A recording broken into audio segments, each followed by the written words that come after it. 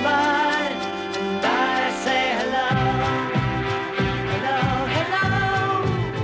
I don't know why you say goodbye, I say hello. If you made it in Liverpool in the 60s, you bought your equipment at Hessy's. Jerry and the Pacemakers, of course, Billy J. Kramer, Billy Fury, Freddie Starr, literally hundreds of them.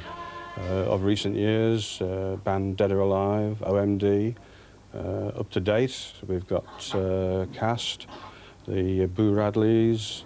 But the building's being redeveloped, and with the recession still biting, the management have decided not to relocate. It brings to an end 61 years of Hessey's Music Centre. The Beatles and the others liked it because it was the only place where they could afford new guitars. We were the only shop that would allow or had the facility or would give the facility for credit to young people like the Beatles as they were in those days. For local musicians, it's the end of an era. I think it's just like a big statue getting pulled down, you know. It's known overseas as the place to come for your musical equipment, you know. Bands knew you could always try something out at Hessey's before you bought it. It's still like that until August the 5th. After that, fans will have to make do with the 60s reconstruction of the shop and the Beatles story exhibition at the Albert Dock.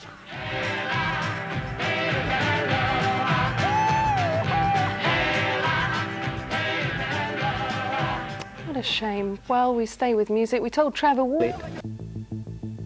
And on a sad note, the shop that sold the Beatles their first guitars is closing down.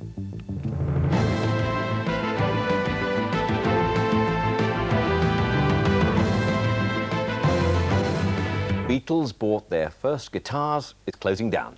Hessey's became a magnet for the budding Merseybeats stars of the early 60s, welcoming as its customers Jerry and the Pacemakers and the swinging Blue Jeans, as well, of course, as the Fab Four. A neighbouring clothes shop is extending into the premises, and the store is closing its doors after more than 60 years. The mashed potato, yeah, oh yeah, oh yeah. The Undertakers, Billy Fury, the Escorts, and of course, the Beatles. They played their music at the Cavern, they bought their instruments at Hessey's. Crying Shames, Clayton Squares, the Escorts, Earl Preston and the Realm.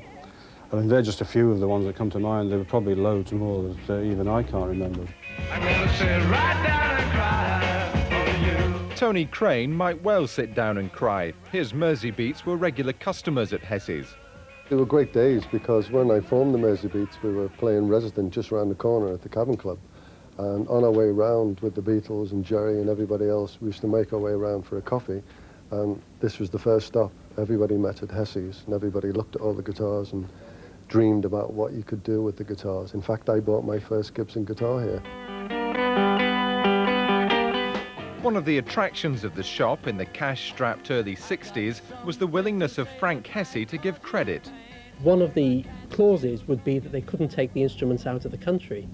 And quite a lot of the Merseybeat groups were playing in Hamburg, and strictly speaking, they shouldn't have been taking their instruments with them.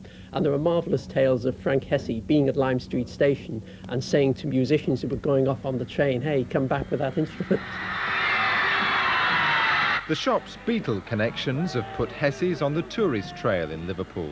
We had a Japanese gentleman come in, standing gazing in awe at a John Lennon Rickenbacker guitar, which was a reproduction of the original. But he then turned around to one of our salesmen and asked if he could buy it, and of course we said with pleasure, and off he went. Very happy. He even took photographs of the receipt that we made out for him, so that's the sort of thing that happens. Hessey's closes in a month's time after its owners agreed to sell the premises to a neighbouring store. It'll be the end of the shop that helped the 60s swing. Stuart Flinders, North West Tonight. Now look at the region's